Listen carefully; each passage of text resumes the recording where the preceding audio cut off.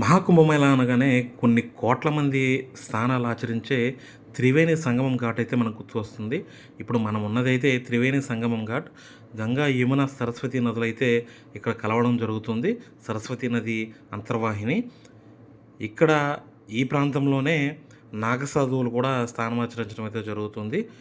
ఇక్కడ అందరూ కూడా పెద్ద ఎత్తున ఇక్కడికి చేరుకుని ఇక్కడికి స్నానమాచరించాలని చెప్పని ప్రయత్నం అయితే చేస్తూ ఉంటారు. దాని గురించి కొన్ని కిలోమీటర్ల పాటు నడిచి అయితే రావడం అయితే జరుగుతుంది. అంటే వేల కిలోమీటర్ల నుంచి ప్రయాణం చేస్తారు. ఇక్కడ వచ్చిన తర్వాత కొన్ని కిలోమీటర్ల పాటు నదిలో స్నానం చేయడం కోసం అయితే నడవడం అయితే జరుగుతుంది. ఇక్కడ పెద్ద సమస్య ఏంటంటే పెద్ద అనుమానం అని చెప్పాలి అది. ఇంతమంది స్నానం చేస్తున్నప్పుడు నీళ్లు మురికిలుగా ఉంటాయేమో, ఇక్కడ స్నానం చేస్తే ఏమన్నా అంటురోగాలు వస్తాయేమో అని చెప్పని చాలామందిగా అపోహలు ఉన్నాయి. ఇక్కడ గంగా నది అయితే చాలా వేగంగా అయితే ప్రవహిస్తూ ఉంటుంది. నేను జనాలనే కాదు, ఆ ప్రవాహం ఏ రకంగా ఉన్నదనే దాని విజువల్స్ని కూడా నేనైతే చూపిస్తాను. నేను కూడా ఇక్కడ ఇదే ఘాట్లో అయితే స్థానమాచరించడం అయితే జరిగింది. 144 సంవత్సరాలకి ఒక్కసారి వచ్చి ఈ మహాకుంభ మేళాలో నేను పాల్గొనడం అనేది నా జీవితంలో ఒక మంచి గొప్ప అదృష్టంగా అయితే నేను భావిస్తున్నాను. ఇక్కడ ఎంతమంది స్నానాలు చేస్తున్నా కూడా అక్కడ లోతు కూడా కొన్ని ప్రదేశాల్లో లోతు పెంచడం, కొన్ని ప్రదేశాల్లో లోతు లేకుండా చేయడం అన్నీ కూడా చాలా చక్కగా ఏర్పాట్లు చేస్తారు. నీళ్లు మాత్రం ఎప్పటికప్పుడు చాలా ఫ్రెష్గా అయితే ఉన్నాయి. ఇప్పుడు నీటి ప్రవాహాన్ని కూడా మనం ఈ వీడియోలో అయితే స్పష్టంగా గమనించవచ్చు. ఇక్కడ చూసారా ఎంత వడిగా లాగుతుందో. నేను ఇంకా కొంచెం వివరంగా అయితే నేను చూపించే ప్రయత్నం అయితే చేస్తాను. అంటే వీళ్ళు ఇక్కడ మన వాళ్ళ ఆవేశంగా మరింత ముందుకు వెళ్తే ఇబ్బందులు వస్తాయి కాబట్టి ఈ రకంగా అయితే తేలియాడే వంతెనలాగైతే ఏర్పాట్లు అయితే చేయడం జరిగింది. దాన్ని దాటి వెళ్ళడానికి అయితే పోలీసులు అయితే అనుమతించరు. ఇక్కడ వలలు లాంటివన్నీ కూడా మొత్తం ఏర్పాటు చేసి, అంటే మన వాళ్ళు అత్యుత్సాహం ఎక్కువైపోయి అవతలకి వెళ్తే తర్వాత పరిస్థితి ఎలా ఉంటుందో మనకు తెలియదు కాబట్టి ఈ రకంగా అయితే ఏర్పాట్లు అయితే చేయడం అయితే జరిగింది. నీరు మాత్రం గంగా నది నీరుకి నేల స్వభావం బట్టి ఒక రంగు అయితే ఉంటుంది. యమునా నది నీటికి ఒక రంగు ఉంటుంది, మన గోదావరి నది నీటికి ఒక రంగు ఉంటుంది, కృష్ణానది నీటికి కూడా ఒక రంగు ఉంటుంది.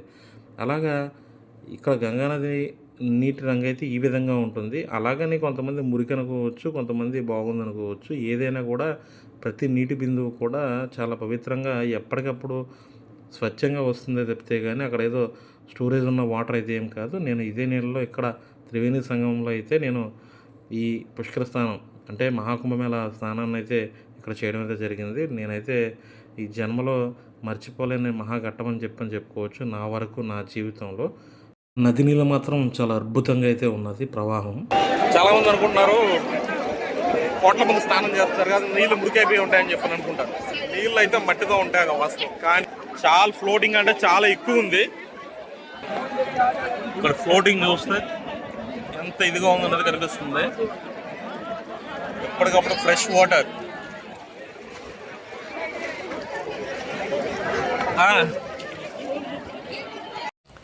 మహాకుంభమేళలో స్నానం చేసిన తర్వాత చాలామంది నీళ్ళు అయితే తీసుకెళ్తారు. ఆ నీళ్ళు తీసుకెళ్ళే డబ్బాలు ఇవన్నీ కూడా మనకి దగ్గర ప్రాంతంలో కూడా దొరుకుతాయి. దూరం ఫస్ట్ ఎక్కడి నుంచో మోసుకు తెచ్చుకోవాల్సిన అవసరం అయితే ఏమీ లేదు.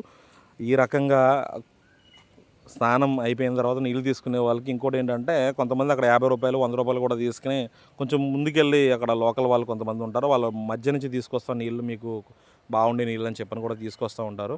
అదొక బిజినెస్ అనుకోండి. ఈ రకంగా అయితే ఇక్కడ ఏర్పాట్లు అయితే ఉన్నాయి. ప్రతి ఒక స్తంభానికి మనకి ఇక్కడ ఒక నెంబర్ ఉంటుంది. ఆ నెంబర్ దగ్గర మనం ఒక ల్యాండ్ మార్క్ కింద పెట్టుకుని స్థానాలకు వెళ్ళే వాళ్ళు వెళ్తే ఇబ్బంది లేకుండా అయితే ఉంటారు. చిన్నపిల్లలు, వృద్ధులు ఎవరైతే ఉంటారో ఆ చదువురాని వాళ్ళు ఎవరన్నా కూడా చాలా అంటే చాలా జాగ్రత్తగా ఉండాలి. ఇక్కడ మనం తప్పిపోయాము అని చెప్పంటే మనం పరిస్థితి ఏంటి అనేది కూడా మనం ఒక మాటలో చెప్పలేము. ఎందుకంటే కమ్యూనికేషన్ చేసుకోవడానికి లాంగ్వేజ్ చాలా ప్రధానం, అది అందరికీ తెలియదు. నేనైతే ఒక్కనే వెళ్ళాను. నాకు ప్రయాణంలో నవీన్ అనే కుర్రోడు, ఖమ్మం కుర్రోడు పరిచయం అయ్యాడు. ఇద్దరం కలిసి మేము శుభ్రంగా ఇవన్నీ కూడా చాలా చక్కగా చూసుకుంటా, ఇద్దరం తప్పిపోకుండా ఒకరికొకరు కమ్యూనికేట్ చేసుకుంటా ఇబ్బంది లేకుండా అయితే మా ప్రయాణం అయితే సాగిపోయింది. గంగా నది ప్రవాహం ఎందుకంటే చాలామంది ఏంటంటే అయ్యి బాబాయ్ మురికి నీళ్ళు ఉంటాయా అది ఇది అని చెప్పి చాలా ఆలోచనలు అయితే ఉన్నాయి. ఇక్కడ ప్రవాహం చూడండి ఎంత స్పీడ్గా వస్తుందంటే ఒక మాటలో అయితే చెప్పలేము. అక్కడ ఒకటి పడ్డాడంటే శుభ్రంగా కిలోమీటర్ల దూరం కొట్టిపోయే అంత ప్రవాహం అయితే వస్తుంది. కాబట్టి మహాకుంభమేళాలో మనకి ఏదో నీళ్లు సరిగ్గా ఉంటాయి లేదా అటువంటి ఏదో ఆలోచనలు అయితే అవసరం లేదు. అద్భుతమైన ఏర్పాట్లు అయితే చేశారు. అక్కడక్కడ చిన్న చిన్న ఇబ్బందులు అయితే కామన్గా అయితే ఉంటాయి. మనం టీవీలో వీడియోలో ప్రయాగరాజ్ కుంభమేళా అని చెప్పని అనగానే మనకి వంతెనలు అయితే మనం కామన్గా చూస్తూ ఉంటాం వీడియోలో.